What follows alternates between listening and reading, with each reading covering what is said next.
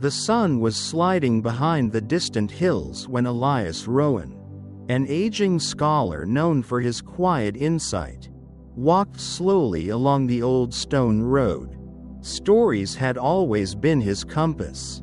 From them he learned how people stumbled, rose, deceived, regretted, forgave, and sometimes redeemed themselves. Across villages and kingdoms, he gathered tales like fallen leaves, ordinary on their own, but together forming a forest of human truth. One tale spoke of a small bird and a crooked tree. Villagers mocked the twisted trunk, calling it useless. They praised the straight trees that were cut down quickly for timber, never seeing that the crooked one survived because no axe ever touched it.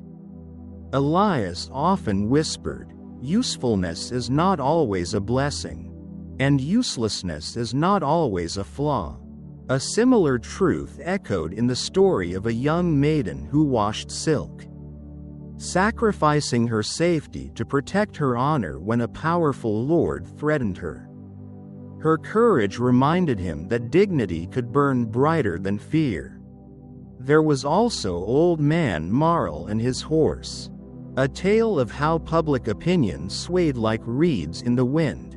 When Marl gained a fine horse, people called him fortunate. When the horse ran away, they called him cursed. Yet Marl only smiled, because he understood that judgment from others was a shadow, changing shape depending on the angle of the sun.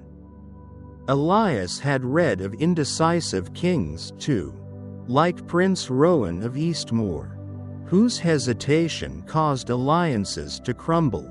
And he remembered the words of Master Jonas, a musician-philosopher, who believed that harmony in music mirrored harmony in governance.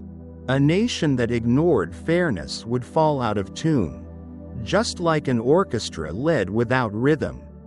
Some stories revealed the tragedy of misunderstanding.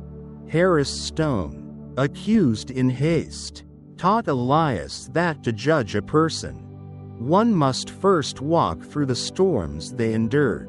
Another tale spoke of the persuasive Miss Tarrant, who convinced an entire banquet hall with mere grace and clarity. Persuasion, Elias thought, was not force, it was light guiding someone toward truth. He admired the humble and the noble alike. Lord William Grey, though born into wealth, treated even his gatekeeper as a brother. And that gatekeeper, Old Ben, proved his loyalty by sacrificing his safety to protect Grey during a rebellion. Elias cherished these stories most, for they showed that virtue cared nothing for rank. There was also the righteous official Samuel Shepherd, known for collecting taxes fairly. Shepherd listened first, acted second, and by that simple habit brought prosperity to thousands. His story was often contrasted with that of Captain Marcus Clay, whose arrogance on the battlefield led to catastrophic defeat. Pride, Elias mused, was a sharper killer than any sword. His favorite tale, however, was the rivalry between two disciples of the mystic sage Master Gaius. The clever yet gentle Solomon Bright always spoke honestly, while the ambitious Peter Jorn relied on deceit. When tested, Bright succeeded by doing nothing more than telling the truth. Jorn failed because he believed tricks were superior to sincerity. Elias carried this lesson like a treasured stone in his pocket. The stories grew darker as he recalled tales of Lady Quinn, who was unjustly executed by a corrupt advisor named Felix Ward.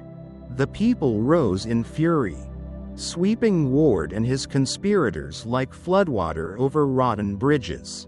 Such stories taught Elias that injustice, once exposed, ignites the hearts of the oppressed with terrible clarity.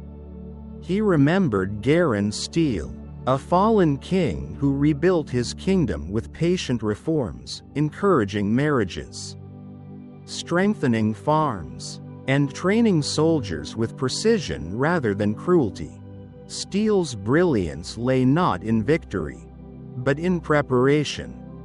Then there were tales of superstition, villages sacrificing maidens to the river spirit, until the pragmatic governor Simon Brooke uncovered the fraud behind the ritual, saving innocent lives. Brooke's courage revealed how fear could be manipulated by those hungry for power.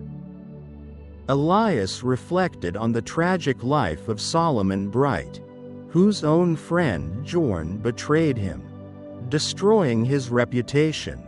Though Bright later fled to safety, he refused rank and reward, choosing instead to write a treatise on strategy that would influence future generations. Suffering does not silence brilliance, Elias whispered to himself.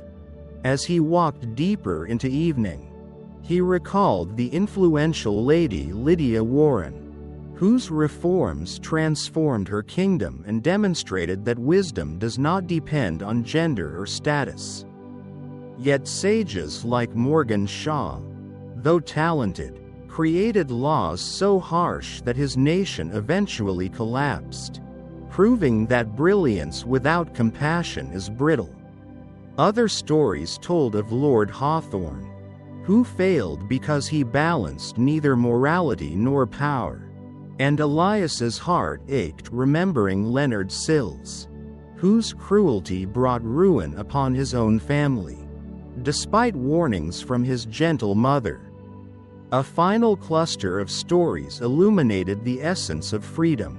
Some people were trapped not by chains, but by expectations. A seemingly useless tree might be the one that lives longest. A caged bird might sing beautifully, but its heart yearns for open skies. Elias believed humans were the same, born to live truthfully, not merely to satisfy society's demands.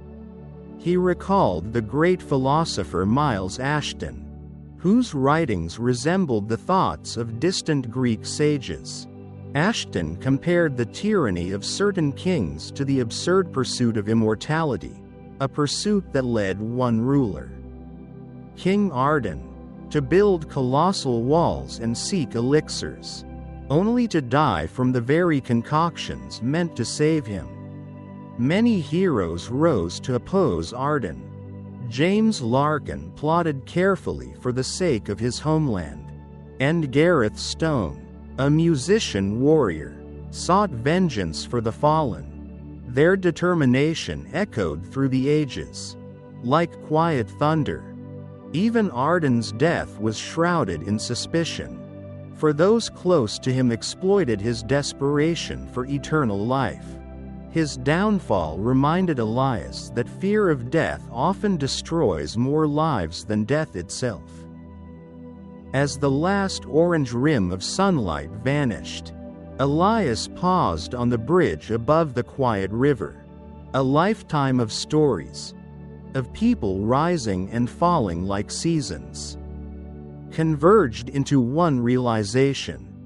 Wisdom is not found in power, fame, or victory. It lives in the courage to be honest, the humility to listen, and the freedom to live according to one's own nature. Elias closed his eyes, letting the river breeze brush gently across his face.